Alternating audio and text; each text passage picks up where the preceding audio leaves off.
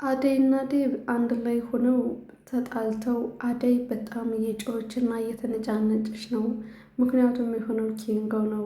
ኬንጎ አበባ ባመጣላት ኑሮ እንዲህ ባልሆነ ነበር። ዴብም በጣም ስለሚጠራጠርና እኔን አትወደኝም በቃ እያለ በውስጡ ብዙ ጥያቄዎች ስላሉበት ፍቅሩንም ስላልተቀበለችው አደይ ደግሞ ለምን አይረዳኝም? ቆይ እሱም እኮ እንዳንተ ስለሚወደኝና ስለሚያስብልኝ መሰለኝ ለማስደሰት ብሎ አበባ ያመጣልኝ። አበባ ብቀበለው ምንድን ነው ችግሩ? አንተስ አበባ አምጥተህልኝ አልቀበልም ብለህ ስሜቱ ምን እንደሆነ ጭራሽ ይገባሃል ትለዋለች። ዴብም ትክክል ነሽ፣ እኔ የማይገባኝ ስለሆንኩ ነው፣ ከኔ የተሻለ እሱ ስለሆነ ነዋ ይልና ይነጫነጫል። አደይም በዚህ ትበሳጭና ሁለተኛ እንድጮህብኝ ሆነ እንድታናግረኝ አልፈልግም ብላ ትኮሳተርበታለች። ጭራሽ እኔ ነኝ እየጮኩብሽ ያለሁት አደይ ምን ሆነሻል ይላታል። በቃ ትለውና ጥለው ትሄዳለች። ሰላም ሰላም፣ እንዴት ናችሁ? የተወደዳችሁ የተከበራችሁ ውድ የኖላዊት ዩቲዩብ ቻናል ቤተሰቦች ሰላማችሁ በዘዝት ይበልልኝ። እነሆ የተወዳጁ ድራማ የአደይ በክፍል 68 እነሆ ብለናል። ለዚህ ቻናል አዲስ ከሆናችሁ ሰብስክራይብ፣ ላይክ እያደረጋችሁ ቤተሰብ እየሆናችሁ ሀሳብ አስተያየታችሁን በኮሜንት አስቀምጡልኝ። ብዙዎቹ በኮሜንት ላይ ለምንድን ነው አደይ የዴብን ፍቅር የማትቀበለው? ዴብ እኮ በጣም ነው የሚወዳት፣ በጣም ነው የሚያስብላት፣ ብዙ ነገር ሆኖላታል እያላችሁ ነው። ፍቅር ደግሞ የሁለት ጥንዶች ስምምነት እንጂ አንዱ ወዶ አንዱ አፍቅሮ ብቻ የሚሆን ነገር የለም ማለት ነው። አደይ የምታስበው ህልም አላት፣ አላማ አላት። ያንን አላማ ሳታሳካ አሁን ባለችበት ሰዓት ላይ ስለ ፍቅር የምታስብበት አይደለም። የምትወደውና የሚያስብልኝ ብላ ልቧንም የሰጠችው ለባርኮት የነበረ፣ ባርኮት ደግሞ አንዴ ስለሸሻት ድጋሜ ዴብን ፍቅሩን ለመቀበል በጣም ትቸገራለች። ሁለት ሰው የምታፈቅረው ባርኮትን እንጂ ዴብን አይደለም። ፍቅር ደግሞ በይሉኝታ አይደለም። ብዙ መስዋዕት ስለከፈለላችሁ ብቻ አይደለም ፍቅርን የምትቀበሉት፣ አምናችሁ ከልባችሁ በነፃ አንደበታችሁ ስትወዱት እንጂ ፍቅር የጥቅም ጉዳይም አይደለም ማለት ነው። እና ዴብ አንዳንዴ ብትቀበለው ደስ ይላል፣ ግን ዴብ ደግሞ የሆነ ይናድዳል፣ ሰዎችን ያማል፣ በትንሹ ነገር ይታለላል፣ እምነቱን ይቀይረዋል ማለት ነው። በሌላ በኩል ፍቅርና አደይ አይጥና ድመት ሆነዋል። በአደይ በጣም ትቀናባታለች ፍቅር ማለት ነው። አደይ ያዩት ሁሉ ይወዷታል፣ ሴቱም ወንዱም ይወዷታል።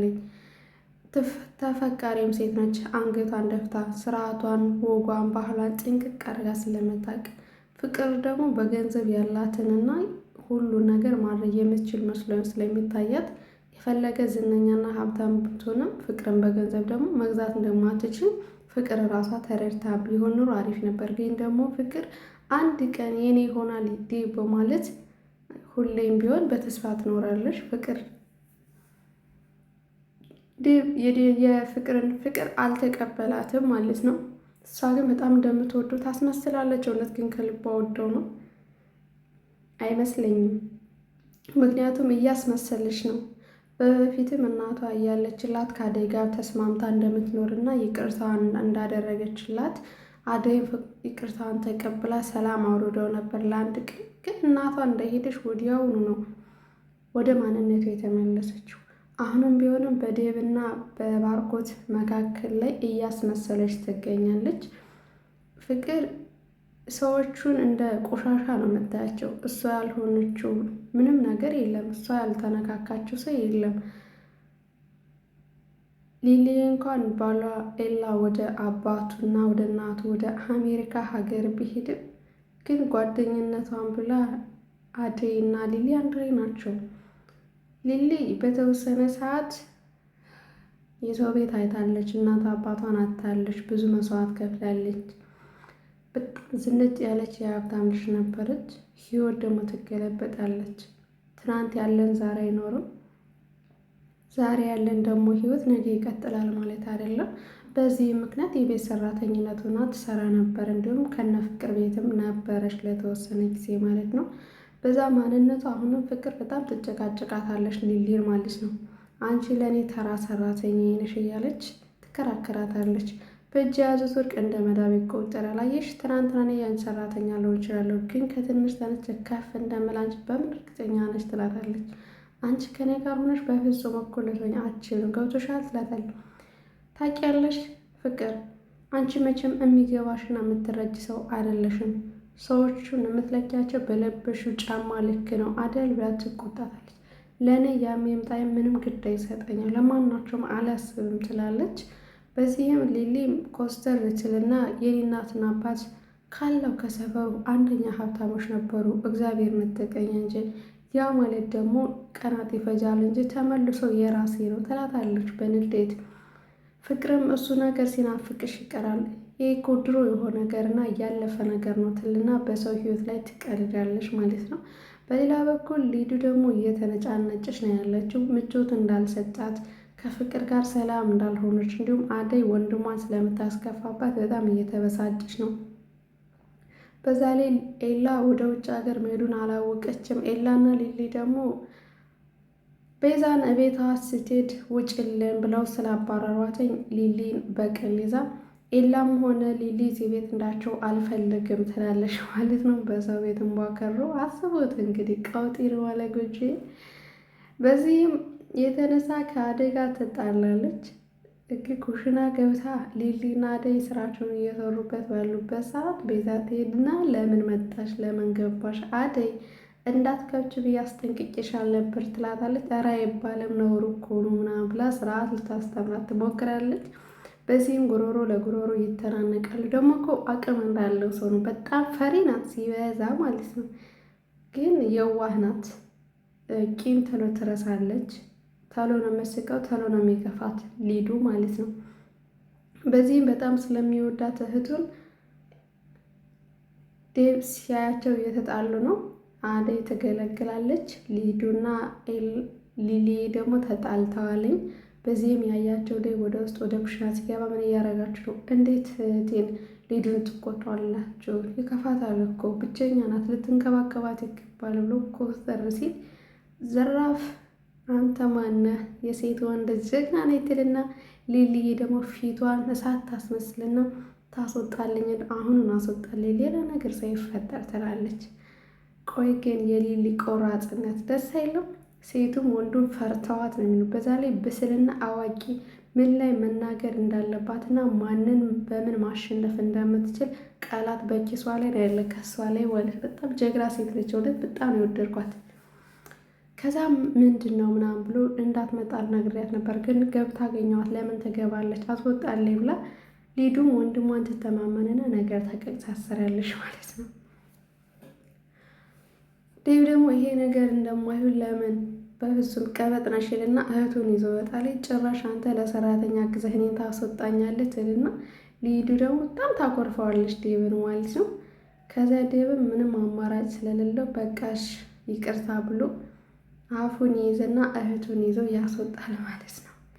ከዛም የማንም ጥርቅም የሰው ልክ አያውቅም እያለች ፉን ፉን እያለች ትወጣለች ማለት ነው።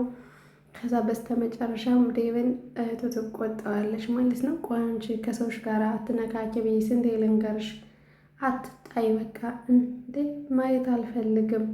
እነሱ እያያቸው ሊመቱኝ እያነቁኝ እያየ እንዴት ዝም ትላለህ? አሁን አንተ የኔ ወንድሜ ነህ ብላ ኮስተር ስትልበት ደረሽባቸው እንጂ አልደረሱብሽም ይላታል ዴቭ። በዚህ መካከል እሷን በጣም ታኮርፍና እንዲሁም እዚህ ሁሉ እኮ ለፍቅር በነግራት አንድ ነገር ታደርግልኛለች፣ ከአንተ ይልቅ እሷ ትረዳኛለች ትላለች። ከዛም ዴቭም ሊያስቆማት ይሞክራለኝ፣ ነገር ግን ሊያስቆማት አልቻለም። ከዛም እንደለመደባት ወደ ፍቅር ትሄዳለች። ፍቅር አሁን አንድ ነገር እንስማማ ትላታለች። ምንድን ነው? እንደዚህ ከሆነ ቃምና ጎበዝ ነው ሳሽ በጣም ደስ የሚለኝ ትላታለች። አሁን ፍቅር የምትፈልገው አደይ እዛ ቤት እንድትወጣ ነው። ሊዱ ደግሞ ሊሊ እንድትወጣ ነው የምትፈልገው። አሁን ሁለታቸው ሀሳባቸው አንድ አይደለም። ምክንያቱም አደይ ከወጣች ሊሊ አትመጣም። ሊሊ ካልመጣች ደግሞ አደይ ትሄዳለች ማለት ነው። አደይ ከሄደች ማለት ደግሞ ምግብ የሚሰራ የለም። ቤዛ አደይን በጣም እንደምትንከባከበትና ምግብ እንደምታበስላት ታውቃለች። በዚህም ይጣላሉ።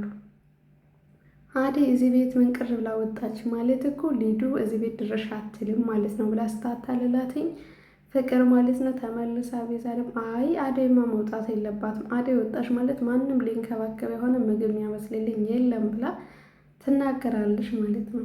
ከዛም ፍቅርም እንለሱ አታስቢ እኔ ሌላ ሰራተኛ እመጣለሁ ትላታለች። በዚህም ያልተስማማችው አደይ ለማስወጣት አልተስማማችም ሊዱ። ከዛ ሁለቱም ሌላ የዓለም ጦርነት ያስነሳሉ ማለት ነው። ሲፈርሙ ግን ጭቅጭቃቸው ምናምን ወየው ፍቅር ግን ማለት ነው። ቆይ የራሷን ህይወት መቼ ነው ብትኖረው በዛ ህይወት ላይ? ቆይ አሁን አደይ ምን አደረገች? አደይስ ምንድነው ጥፋቷ? ከባድ ነው። ከዛም እንግዲህ በዚህ ይጣሉና ይኮራረፋሉ ሁለቱ ማለት ነው። ታድነኛለች እመካባታለሁ ያለቻት አይጥና ጅራት አስመስላ መለሰቻት ማለት ነው።